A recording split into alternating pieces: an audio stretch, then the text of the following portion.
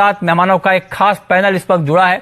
हमारे साथ हैं नवनीत दमानी, मोतीलाल ओसवाल के, प्रीतम पटनायक हैं एक्सिस सिक्योरिटीज के, मनोज झा हैं कामाख्या ज्वेल्स के, और नवीन माथुर हैं डायरेक्टर हैं कमोडिटी एंड करेंसी आनंद राठी के। आप सभी का बहुत बहुत स्वागत है।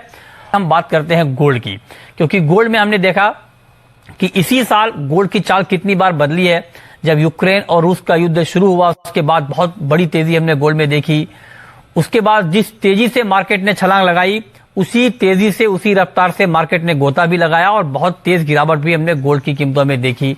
अब मार्केट धीरे धीरे फिर से ऊपर आने लगा है।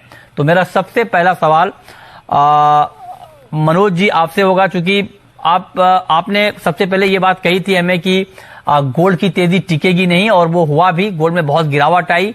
अब गोल्ड में एक बार फिर से तेजी शुरू हो रही है। तो क्या ये माना जाए कि इस बार की तेजी टिक जाएगी सर? ये तेजी थोड़ी सी आपको टिकाऊ लग रही है गोल्ड की? नमस्कार मृत्युंजय जी। देखिए, मेरा ऐसा पर्सनल मानना है कि जब तक ये फेड रेट्स हैं जो इस तरह से बढ़ रहे हैं, जैसे सितंबर में भी आशंका है 0.75 बेसिस से बढ़ना है, और आगे भी ये अभी कुछ महीनों तक बढ़ता रहेगा। बढ़ने के बाद ये रुकेगा, रुकने के बाद फेड रेट्स इंटरेस्ट रेट कम होंगे। तो जो मार्केट है वो करीब करीब 4-5 महीना पहले, 6 महीना पहले भांप लेता है ये इंटरेस्ट रेट या मार्केट के दूसरे हरकतों को। तो जब तक ये इंटरेस्ट रेट बढ़ता रहेगा और स्थिर रहेगा, तब तक तो मुझे नहीं लगता है कि गोल्ड को आजादी मिलेगी।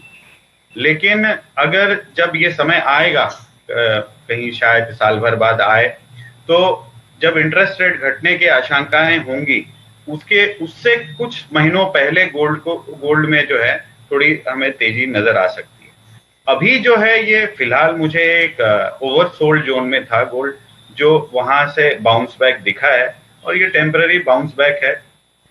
जियोपॉलिटिकल टेंशन भी थोड़ी बहुत इसको ड्राइव कर रही है, लेकिन उसमें भी कोई बहुत बड़ा, जब तक कि खासकर ताइवान चाइना में जब तक कि कोई बहुत बड़ा न्यूज ना आ जाए, जिसकी आने की आशंका मुझे नहीं दिख रही है, क्योंकि ये यूक्रेन की तरह नहीं है। यहाँ जापान भी है ताइवान के साथ, यूएस भी है, और इस सिलसिले में चाइना भी कोई ऐसा बड़ा डिसीजन नहीं ले लेगा जो पूरे वर्ल्ड में इसको तकलीफ के दौरों से गुजरना पड़े। तो जियोपॉलिटिकल टेंशन भी ऐसा मुझे बहुत खास नहीं दिख रहा है जो गोल्ड को ड्राइव करे।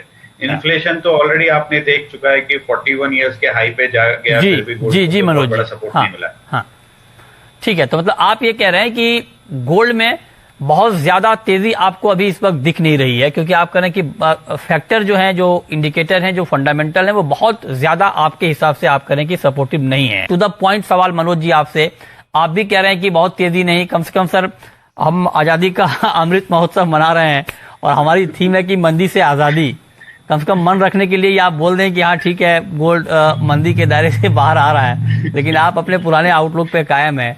चलिए ठीक है, शॉर्ट टर्म में आपको ऐसा लग रहा है। क्या लॉन्ग टर्म में भी गोल्ड 52,000 के आसपास ही घूमता रहेगा?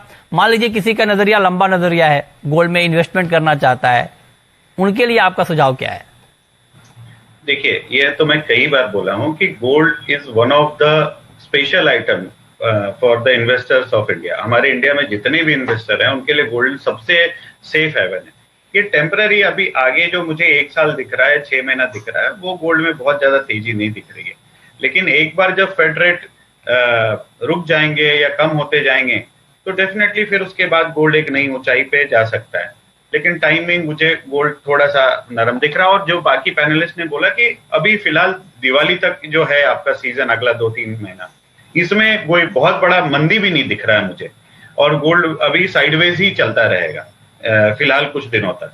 तो लॉन्ग टर्म इन्वेस्टर कभी भी गोल्ड में बाइंग कर सकते हैं। हाँ हाँ जी जी। तो लॉन्ग टर्म इन्वेस्टर आप कह रहे हैं गोल्ड में बाइंग कर सकते हैं, तो लॉन्ग अभी आपको कैसा लग रहा है? देखिए, नो डाउट जो सिल्वर है वो इंडिया में उसकी डिमांड कई गुना ज्यादा बढ़ी है पहले से, और ये उससे आपको इंपोर्ट के फिगर से भी अंदाजा लग जाएगा। तो जिस हिसाब से जितना गोल्ड मुझे नरम दिख रहा है, उतना चांदी नरम नहीं दिख रहा है।